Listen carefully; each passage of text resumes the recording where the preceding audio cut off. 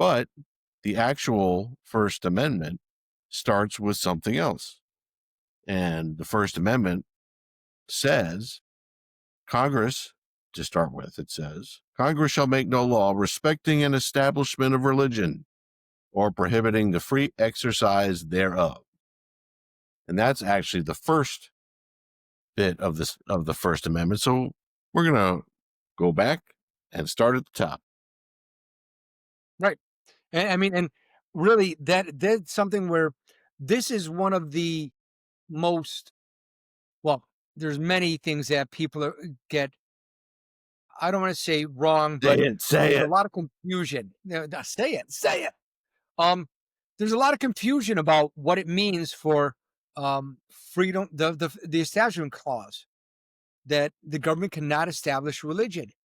But a lot of people, it's the common phrase is it's freedom of religion, but it's not freedom from religion.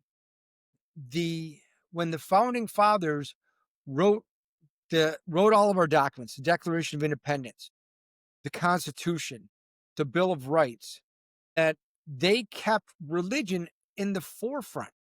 It was basically, this was essentially almost a religious document to a certain degree because of the way that it recognized God, it recognized inviolable rights, inalienable rights that we all have, and Instilled so by our Heavenly Father.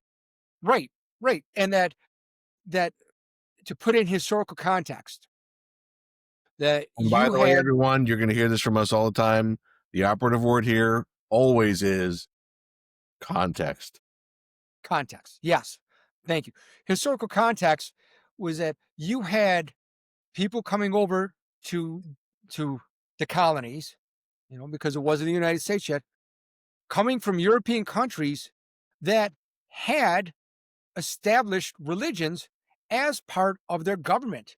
That you had the Church of England, you had the Church of Denmark, you had the Church of many other countries established their own religions, and even those that didn't, you had countries like Spain, like France, like Italy, that didn't establish a religion. They didn't say this is the religion of, like, oh, this is the Church of Italy or the Church of Spain or the Church of France. They established Catholicism as the religion that, like, they declare themselves Catholic countries, Christian countries. And, being a practicing Catholic myself, if you can't tell, I wore this appropriately for this episode, Well done. along with the flag behind me. That, okay, that's great. I have no issue with that, but it's not right. A government should not establish a, a religion any more than we look at some of the Arabic countries that are have a theocracy essentially. That's something that's not appropriate. And to force people to follow a certain religion as part of the government is wrong.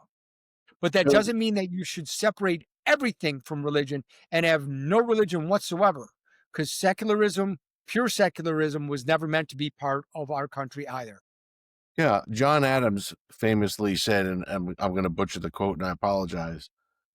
Um, this country that was being formed could only be adhered to and flourish with God-fearing people.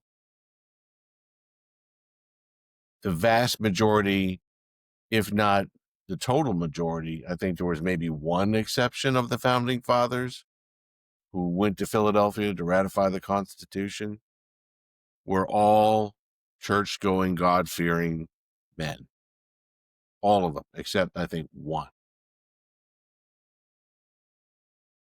As Lou said, the documents talk about God, talk about inalienable rights, talk about these things, which are central tenets, the Judeo-Christian view of the world.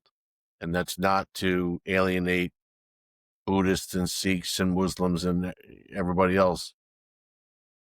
But this was the way that the founding fathers and their view of things were to